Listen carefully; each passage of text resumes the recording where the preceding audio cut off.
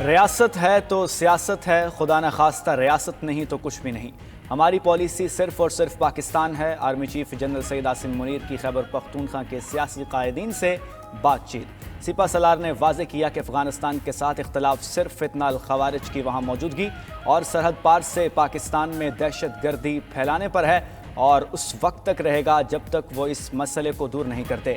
National action plan پر سب پارٹیوں کا اتفاق حوصلہ مند ہے، مگر اس پر تیزی سے کام کرنا ہوگا۔ دہشت گردی کے خلاف سب کو بلا تفریق کھڑا ہونا ہوگا۔ متحد ہو کر چلیں گے تو صورتحال جلد بہتر ہو جائے گی۔ عوام اور فوج کا خاص رشتہ ہے، اس رشتے میں خلیج کے لیے جھوٹا بیانیہ بیرون ملک سے چلایا جاتا ہے۔ انسان خطا کا پتلا ہے، ہم سب غلطیاں کرتے ہیں، لیکن ان غلطیوں کو نہ ماننا اور سبق نہ سیکھنا اس سے بھی بڑی غلطی ہے۔ پاکستان کے کسی بھی علاقے میں فتنہ الخوارج کی عملداری نہیں۔ کے پی میں بڑے پیمانے پر کوئی آپریشن نہیں کیا جا رہا، صرف ٹارگیٹڈ کارروائی ہوئی ہے۔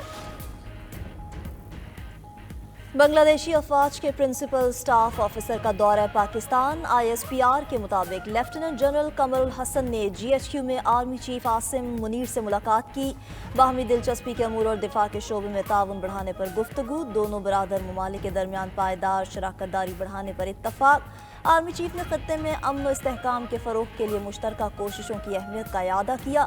کہا دونوں ممالک کو بیرونی اثرات کے خلاف اپنے اتحاد کو مستحکم رکھنا ہوگا۔ لیفٹیننٹ جنرل قمر الحسن کی chairman joint chief of staff committee general Sahir Shamshad Mirza سے بھی ملاقات۔ فریقین کا باہمی شراکت داری کو کسی بھی بیرونی رکاوٹ سے محفوظ رکھنے، علاقائی امن و سلامتی کے لیے تعاون جاری رکھنے پر اتفاق کیا۔ وزیراعظم اور army chief general Asim Munir کی مشترکہ کوششیں رنگ لانے لگیں۔ عالمی بینک کا پاکستان کے لیے 10 سالہ کنٹری پارٹنرشپ فریم ورک کے تحت $20 دینے کا اعلان۔ 24 میں سے 19 ڈائریکٹرز نے پاکستان کے حق میں ووٹ دیا۔ فریم ورک کے مطابق 3/4 حصہ انٹرنیشنل ڈیولپمنٹ ایسوسی ایشن کے ذریعے ملے گا، باقی رقم international bank for reconstruction and development کے تحت دی جائے گی۔ مخصوص اہداف میں ٹیکس ریونیو کو جی ڈی پی کے 15% سے زائد کرنا، قابل تجدید توانائی کی صلاحیت میں 10 گیگا واٹ کا اضافہ، 12 ملین طلبہ کو معیاری تعلیم اور 50 ملین افراد کو صحت کی سہولیات فراہم کرنا شامل ہیں۔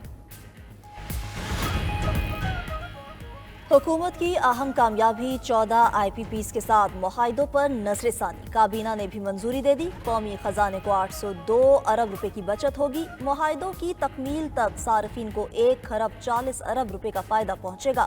کابینہ نے خصوصی صنعتی زونز کے لیے بجلی کی فراہمی کا نیا نظام منظور کر لیا۔ صنعتی زونز میں بجلی تقسیم کار کمپنیوں کے افسروں کی مداخلت ختم۔ کنیکشن، بل اور دیگر معاملات 1 پوائنٹ پر ہوں گے۔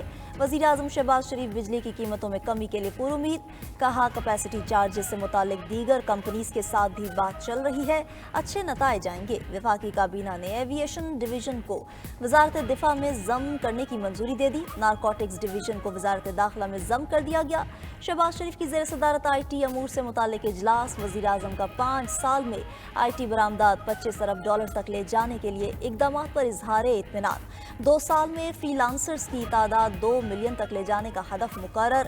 بیرون ملک سے آنے والے کاروباری افراد کو 24 گھنٹے میں ویزا جاری کیا جائے گا۔ آپ نے اس ملک کو کچھ نہیں دیا سوائے مفلوج اداروں کے، سوائے کرپشن کے، سوائے بیکورڈنس کے۔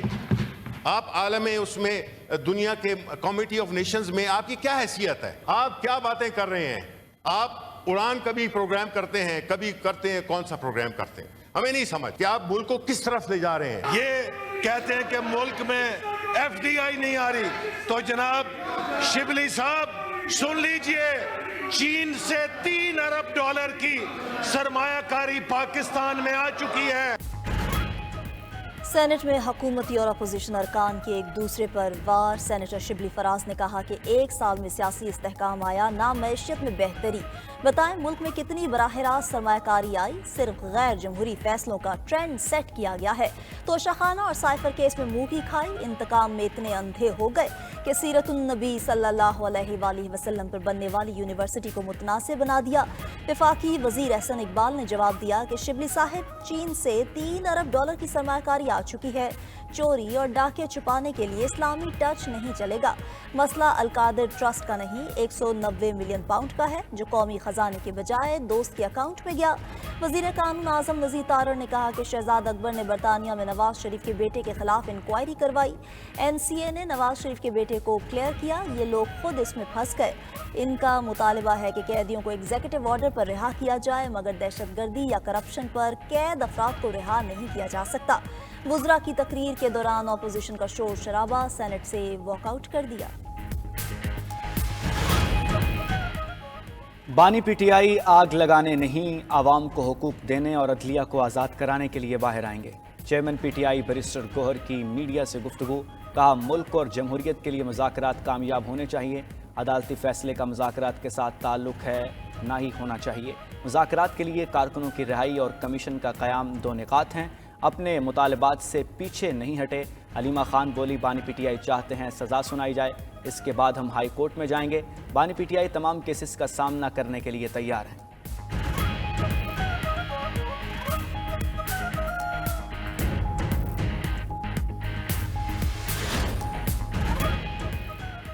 پی ٹی آئی چاہتی ہے مذاکرات سے کچھ نکلے تو اپنے سائیڈ شو بند کرے۔ وزیر دفاع خواجہ آصف کا مشورہ، بولے یہ لوگ جو کچھ ایوان میں کر رہے ہیں وہ ان کی مذاکرات کی نیت پر سوالیہ نشان ہے۔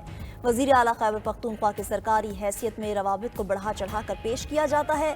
سینیٹر عرفان صدیقی نے کہا کہ تحریک انصاف کے تحریری مطالبات آنے کے بعد ہماری 7 جماعتیں اپنا ان پٹ دیں گی، وکلا سے بھی مشاورت ہوگی، وقت لگے گا مگر اتنا نہیں جتنا انہوں نے لگایا۔ وزیر اعظم کے مشیر رانا ثناء اللہ نے کہا کہ جوڈیشل کمیشن پر ہم قیادت اور اتحادی جماعتوں سے مشاورت کر کے جواب دیں گے۔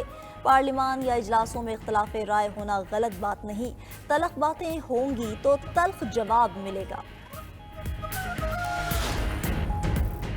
سپریم کورٹ کے آئینی بینچ میں ملٹری کورٹ سے متعلق کیس کی سماعت آج پھر ہوگی۔ گزشتہ روز سماعت کے دوران جسٹس حسن اظہر رضوی نے پوچھا، کیا 9 مئی کے واقعات میں کسی فوجی افسر کے ملوث ہونے پر ٹرائل ہوا؟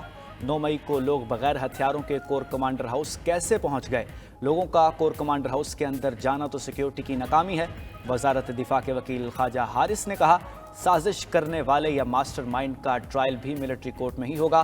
جسٹس جمال مندوخیل نے کہا، آرمی ایکٹ کا دائرہ جتنا آپ وسیع کر رہے ہیں اس میں تو کوئی بھی آ سکتا ہے۔